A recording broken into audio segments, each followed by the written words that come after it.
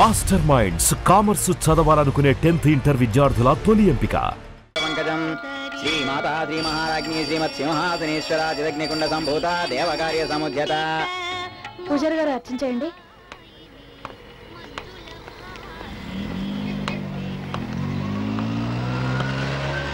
ఒక ఇవ్వండి. మిమ్మల్నేనండి. అలాగే.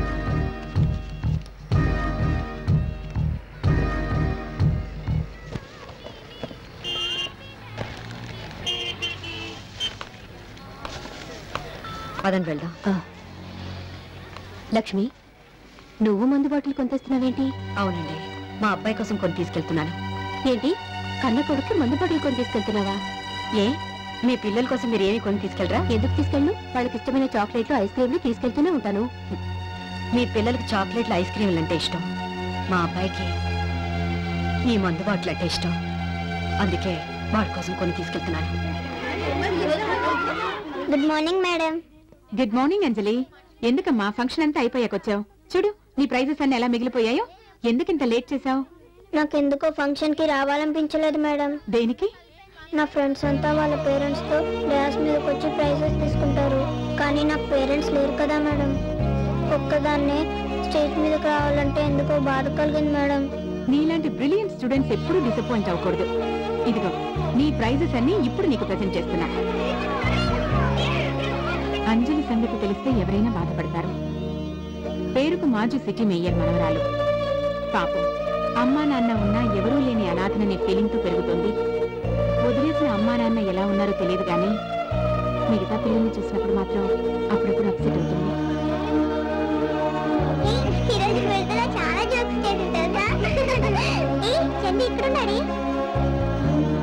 చందు, బస్ వెళ్ళిపోతుంది, రారా.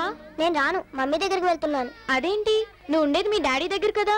మా మమ్మీ నేను కావాలని కోర్టులో కేసేసింది. లాయర్ అంకుల్ నన్ను మా మమ్మీ దగ్గరికి పంపించారు. అలాగా? అదిగా బస్ వచ్చేసిందే. చందు, నిన్ను మీ మమ్మీ దగ్గర పంపించిన లాయర్ అంకుల్ ఎక్కడుంటారు? మీ పేరు సుదర్శన్ అంకుల్ కదా? అవును.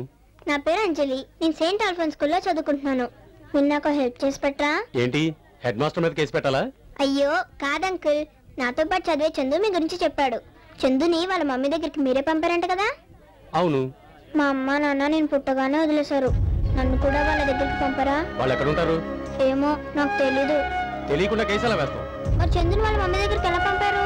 చందు కావాలని వాళ్ళమ్మ కోర్టులో కేసు పెట్టింది. అయితే మా అమ్మ నాన్న కావాలని నేను కేసు పెడతాను. లిల్లీ పోవంతలేవు, లీగల్ పాయింట్స్ మాట్లాడుతున్నావే.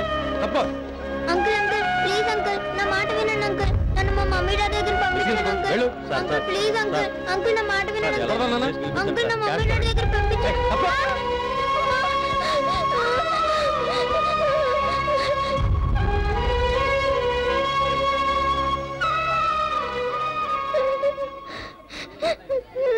లాయర్ గారు, మిమ్మల్ని పాపను ఎందుకు తోశారు? ఎందుకా? ఆ పిల్లని వాళ్ళ అమ్మ నాన్న వదిలేశారట. కోర్టులో కేసు పెట్టి వాళ్ళని అప్పగించాలట. నేనేదో ఖాళీగా ఉన్నట్టు పిల్లతనంగా నా వెంటపడి మరీ అలర్ట్ చేస్తుంది. పిల్లతనం అని మీరే అంటున్నారుగా, అలాంటప్పుడు ఏదో సర్ది చెప్పి పంపించాలి. సర్ది చెప్పే టైం నాకు లేదు. అయినా నువ్వు లాయర్వేగా, ఆ పాపను సంకరించుకుని చందమామను చూపిస్తూ ఆ సర్ది చెప్పేదేదో నువ్వే చెప్పు.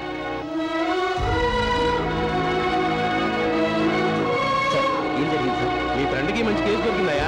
మూలపడేసిన కోర్టును బయటికి తీసి దుమ్ము దులిపి రేపటి నుంచి కోర్టుకు రమ్మని చెప్పు.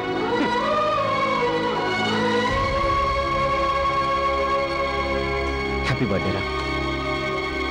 సారీ రా, నాకు విషయం చెప్పడానికి వచ్చి నువ్వు బాధపడ్డావు. పోనీలేరా, వాడికి నోరుంది కాబట్టి మాట్లాడేశాడు. మనకు చెవులున్నాయి కాబట్టి వినేశాం. నేనేం బాధపట్టలేదు, ఎందుకంటే అలవాటైపోయిందిరా. అంకుల్, మీరు లాయరా? ఇప్పుడు కాదు, ఒకప్పుడు.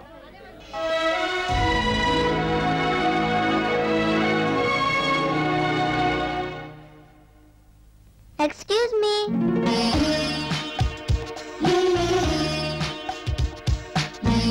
రామా. నమస్కారం అండి. నమస్తే. ఎవరమ్మా నువ్వు? My name is Anjali, Saint Alphonse school 4th class A section. CM గారు కూడా ఇంత పెద్ద అడ్రస్ లేదే. నాకు ఉందిలే అండి. లాయర్ అంకుల్ ఇంట్లో లేరా? లేడే, వాడితో నీకేం పని? మీరు వాళ్ళ అమ్మగారు కదూ? అవును, నీకెలా తెలుసు? అంత పొడుగాటి మనిషిని పట్టుకుని వాడు అన్నారంటే మీరు అమ్మే అవుతారు కదా.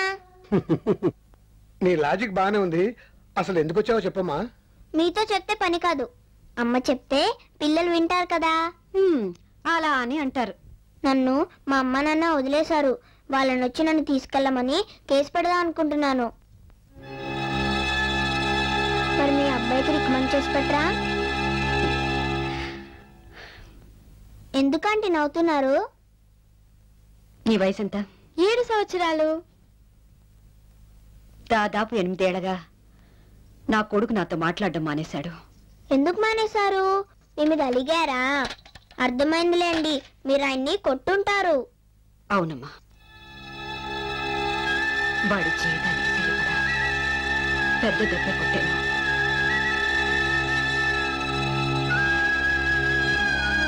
అంకుల్, మీరన్నా రికమెండ్ చేయొచ్చు కదా. నేను వాడితో మాట్లాడటం మానేశాడు. ఎందుకు?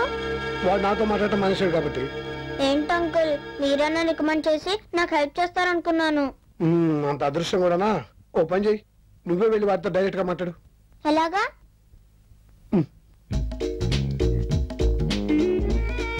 అంకుల్,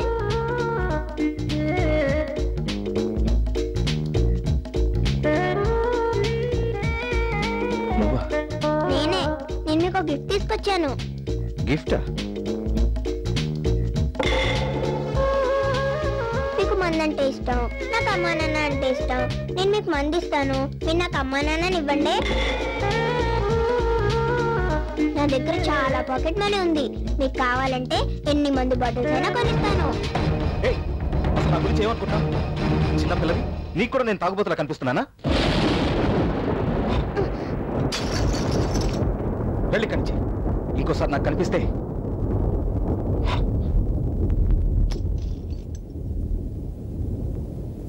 అంకుల్, వెళ్ళమని చెప్పానుగా, పోయి కనిచి. బాటిల్ పగలు కొడితే ఇంకో బాటిల్ కొనుక్కోవచ్చు, కానీ అమ్మా నాన్న రారు కదా అంకుల్, అందుకే అడిగాను. Sorry uncle.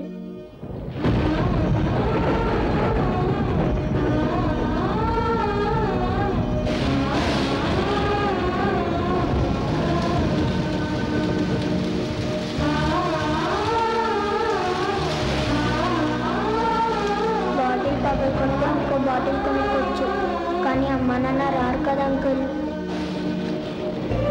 బాటిల్ పగలు కొడితే ఇంకో బాటిల్ కొనుక్కోవచ్చు, కానీ అమ్మా నాన్న రారు కదా అంకుల్.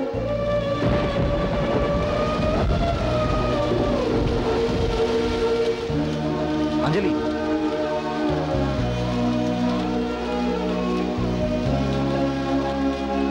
నీకు అమ్మా నాన్న కావాలంతేగా? అవును. వాళ్ళెక్కడున్నా నీ దగ్గరికి వస్తారు. వాళ్ళు రాకపోతే రప్పిస్తాను.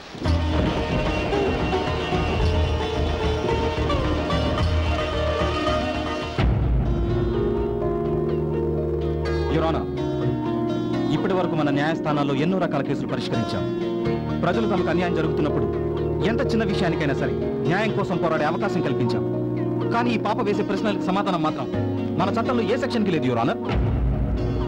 ఒక భార్య భర్త బిడ్డకు జన్మనిచ్చిన తర్వాత ఆ బిడ్డను ఇష్టం లేదని నడి రోడ్డు మీద అనాథాశ్రమంలోనూ మరెక్కడో వదిలివేయటం అన్యాయం కాదా యువర్ ఆనర్? కన్నవారు ఉండి కూడా వారి ప్రేమకు నోచుకోలేక ఆ బిడ్డలు అనాథలుగా బ్రతకడం అన్యాయం కాదా యువర్ ఆనర్? ఈ అన్యాయం జరగడానికి కారకులు ఆ తల్లిదండ్రులే కాదు, మన న్యాయస్థానాలు, మన చట్టాలు, మన ప్రభుత్వాలు. నో పార్కింగ్ ప్లేస్ లో స్కూటర్ పార్క్ చేస్తేనే 50 రూపాయల ఫైన్ కట్టించే మన ప్రభుత్వం బాధ్యతలను గాలికి వదిలి పిల్లల్ని ప్లాట్ఫామ్ మీద వదిలేసే తల్లిదండ్రులకి ఏ శిక్ష విధిస్తోంది యువర్ ఆనర్? పిల్లల్ని కని గాలికి వదిలేయటం నేరంగా పరిగణించి అలా చేసిన వారిని చట్టం శిక్షించుంటే చెత్తకుండీలో ఇంతమంది పిల్లలు పడి ఉండేవారా? మురికాలవలో పిల్లల సవాలు కొట్టుకుంటూ పెడుతుండేవారా? తెల్లవారి లెగిస్తే ట్రాఫిక్ సిగ్నల్స్ దగ్గర ఎక్కడ పడితే అక్కడ ఇంతమంది అనాథ పిల్లలు అడుక్కుంటూ తిరుగుతుండేవారా? అలాంటి తల్లిదండ్రులు మన న్యాయస్థానాలు ఏనాడైనా నిలదీశాయా? విచారణ జరిపి శిక్షించాయా? లేదు యువర్ ఆనర్. కారణం, ఏ అనాథ పిల్లలు వచ్చి మన న్యాయస్థానాన్ని నిలదీయలేదు కాబట్టి, మాకు న్యాయం చేయండి అని అడగలేదు కాబట్టి. కానీ ఈ పాప మన న్యాయస్థానాన్ని మొట్టమొదటిసారిగా అడుగుతోంది your honour. I object your honour. పసిపిల్లల మాటల్ని, తాగుబోతు మాటల్ని పెద్దగా పట్టించుకోనక్కర్లేదంటారు. ఎప్పుడూ తప్పదాగి రోడ్ల మీద పడిపోయే ఈ లాయర్ గారు 8 సంవత్సరాల తర్వాత ఈ రోజు కోర్టుకు వచ్చి ఏదో పిచ్చి పిచ్చిగా మాట్లాడుతున్నారు. ఒక మైనర్ కోర్టుకెక్కే అర్హత ఎక్కడుంది యువర్ ఆనర్? ఏ అర్హత లేని ఈ పిల్ల కోసం మన టైంని వృధా చేసుకోవడం అనవసరం. యువర్ మైనర్ కి కోర్టుకెక్కే అర్హత లేదు, నిజమే. అలానే ఈ పిల్లకి న్యాయం చేయకుండా పంపించేస్తే ఇక మన న్యాయస్థానాలకి విలువే ఉంటుంది యువర్. ఒక మైనర్కి అన్యాయం జరిగితే వాళ్ళ తల్లిదండ్రులే దారుణమని న్యాయం కోసం పోరాడతారు, కానీ ఈ కేసులో తల్లిదండ్రులే దోషులు. ఇటువంటి పరిస్థితుల్లో ఈ పాప న్యాయం కోసం ఎలా పోరాడుతుంది యువర్? అన్ని కేసుల్ని చట్టం దృష్టితో చూస్తే న్యాయం అన్యాయం అవుతుంది. మానవత్వంతో ఆలోచిస్తేనే కొన్ని కేసులు పరిష్కారం అవుతాయి. కాబట్టి న్యాయస్థానమే గార్డియన్గా వ్యవహరిస్తూ ఈ పాప కేసు టేకప్ చేయవలసిందిగా కోర్టు వారిని కోరుతున్నాను.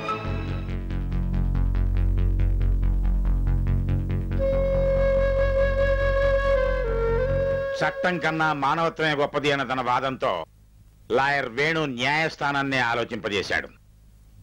ఈ కేసు విచారణ పూర్తయ్యే వరకు బేబీ అంజలికి న్యాయస్థానమే గార్డియన్ గా వ్యవహరిస్తుంది. ఆమె తల్లిదండ్రులను ప్రవేశపెట్టవలసిందిగా ఆదేశాలు జారీ చేయటమైంది.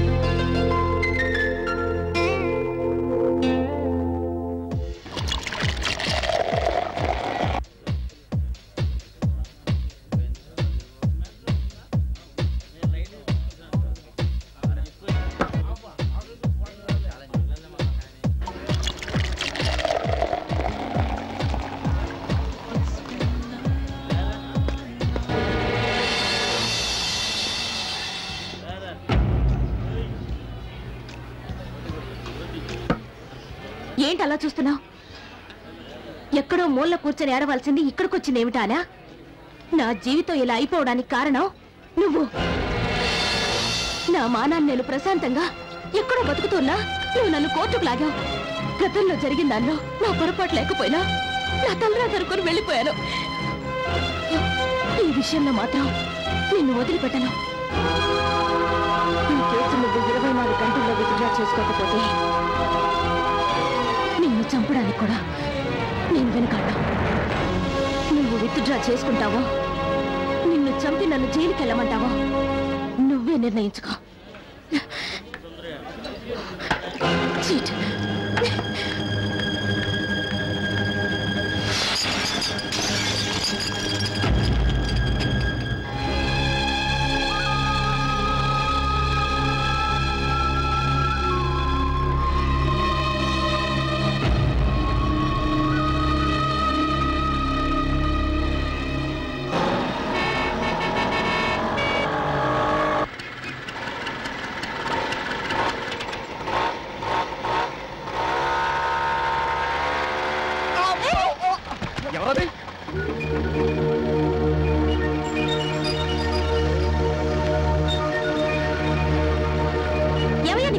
అసలు నీకు బ్రెయిన్ ఉందా?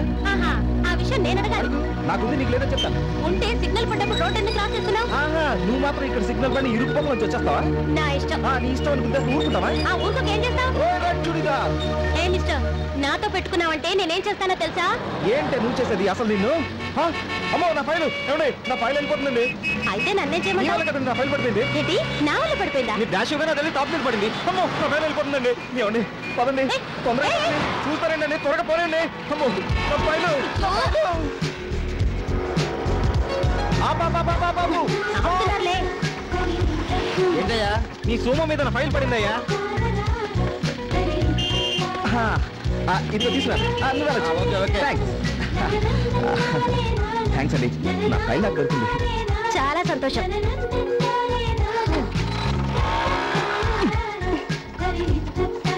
ఏంటండి బండి పట్టుకున్నారు?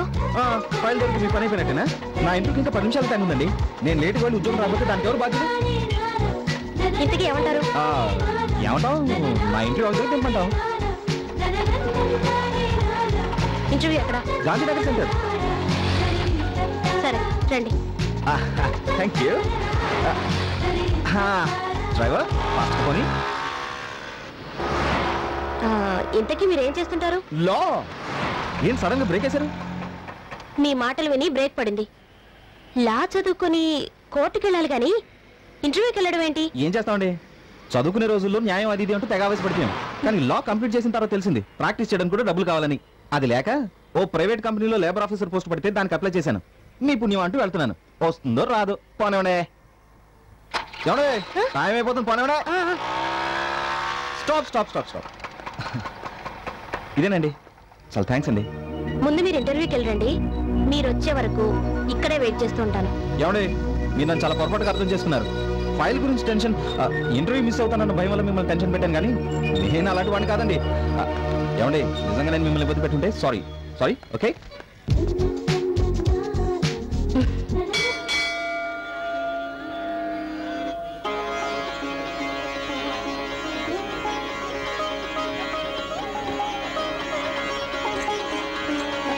హలో, ఉన్నాను. మీరు ఏ టెన్షన్ లేకుండా పక్కింటి పేపర్ తెచ్చుకుని మరీ చదువుకుంటారా?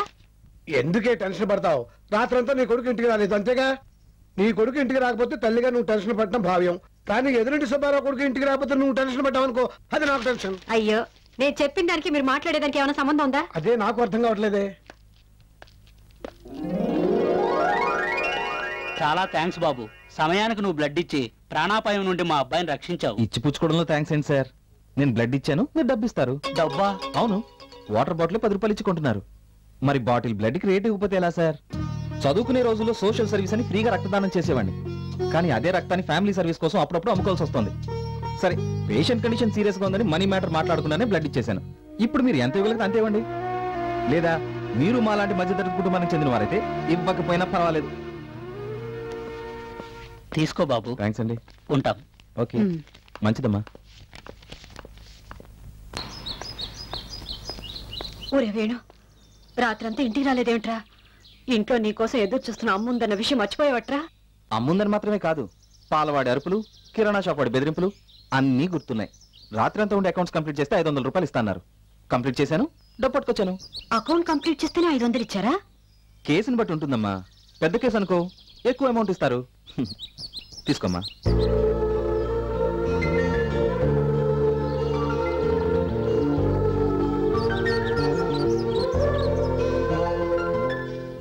అన్నయ్య, అమ్మ దగ్గర డబ్బులు కొట్టడం ఎలా అబ్బా ఇప్పుడు?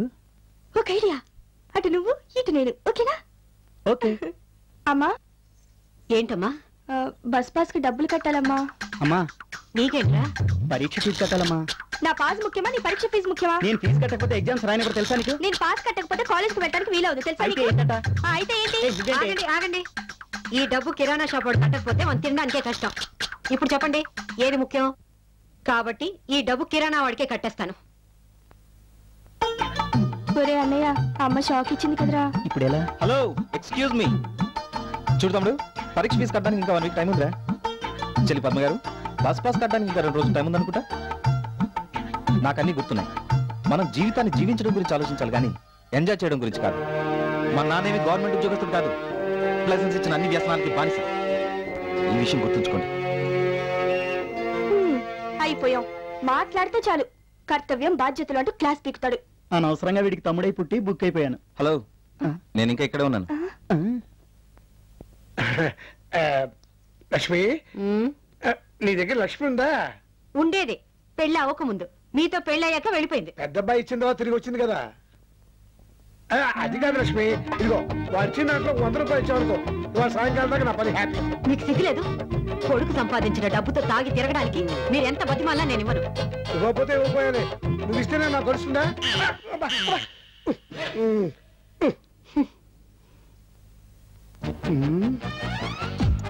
ఇంట్లో ఏది ఖరీదైన వస్తువు అయితే అదే ఎత్తుకుపోతాను.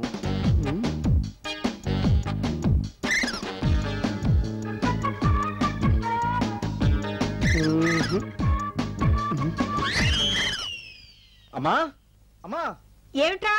ఇక్కడ నా సర్టిఫికెట్స్ ఉన్న ఫైల్ పెట్టానమ్మా, కనిపించట్లేదే. పెడితే ఎక్కడ పోతుందిరా?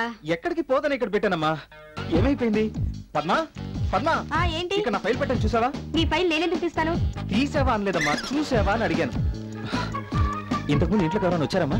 ఎవరు రాలేదురా, కానీ మీ నాన్న మాత్రం హడావుడిగా బయటికి వెళ్ళారు. అమ్మో,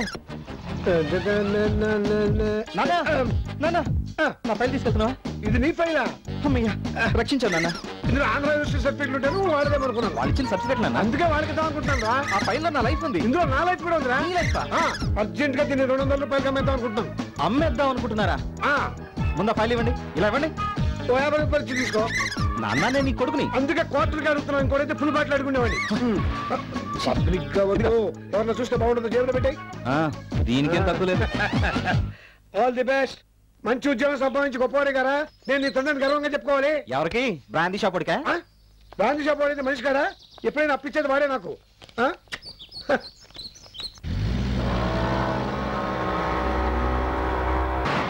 హక్కుల కోసం మగవాళ్ళు కూడా, మహిళా హక్కులు, మహిళా హక్కులు, ఆడవాళ్ళ హక్కుల కోసం మగవాళ్ళు కూడా, మహిళా హక్కులు, ఆడవాళ్ళ హక్కుల కోసం మగవాళ్ళు కూడా, మహిళా హక్కులు, మహిళా హక్కులు, ఆడవాళ్ళ హక్కుల కోసం మగవాళ్ళు కూడా, మహిళా హక్కు. మహిళా ఎక్స్క్యూజ్ మీ, ఏంటండి మీరు కూడా పార్టిసిపేట్ చేయడానికి వస్తున్నారు? లేదండి, మిమ్మల్ని అప్రిషియేట్ చేద్దామని వస్తున్నాను. దేనికండి? ఇన్నాళ్ళు ఆడవాళ్లకు సమస్యలను సృష్టించే మగవాళ్ళని చూశాను గాని వాళ్ళ సమస్యల గురించి పోరాడే మీలాంటి వాళ్ళని ఇప్పుడే చూస్తున్నాను. రియల్లీ యు ఆర్ గ్రేట్ అండి. మరి అంత పొగడేకండి. అయినా మీ ఆడవాళ్ళ గురించి ఆడవాళ్ళు ఎప్పుడు పోరాడారండి? కన్యాశుల్కం తప్పని గురజాడ గారు, వితంతు వివాహాలు తప్పు కాదని వీరేశలింగం గారు, ఆస్తిలో సమాన హక్కు అంటూ అన్న ఎన్టీఆర్ గారు, ఇలా ఆడవాళ్ళకి ముందుని పోరాడింది మా మగవాళ్ళే కదండి. అయితే నేను వాళ్ళంత గొప్పవాడిని కాదు కాబట్టి వెనక నుండి స్లోగన్స్ ఇస్తున్నానండి. అయినా నేను గొంతు చించుకుని అరుస్తుంది మీ హక్కుల కోసం కాదండి, డబ్బుల కోసం. డబ్బుల కోసం? అవునండి. మార్నింగ్ నుండి ఈవినింగ్ వరకు ఈ టైంలో కూర్చుని ఒక్కొక్కరికి 500 ఇస్తున్నారు. ఆడవాళ్ళ కోసం ఆడవాళ్ళు పోరాటం కామన్. మగాడిగా నేను పోరాడితే వెరైటీ ఉంటుంది, ఎంత ఇస్తారు అన్నాను. 700 ఇస్తామన్నారు. ఓకే అన్నాను. కల్పించాలి. ఇక వెళ్తానండి. డ్యూటీలో ఉన్నప్పుడు కబుర్లు చెప్తే జాబ్ ఇచ్చిన వాళ్ళు ఫీల్ అవుతారు. ఓకే. మహిళా హక్కుల పరిరక్షణ సమితి, మహిళా హక్కుల పరిరక్షణ సమితి, మహిళా హక్కుల పరిరక్షణ సమితి, మహిళా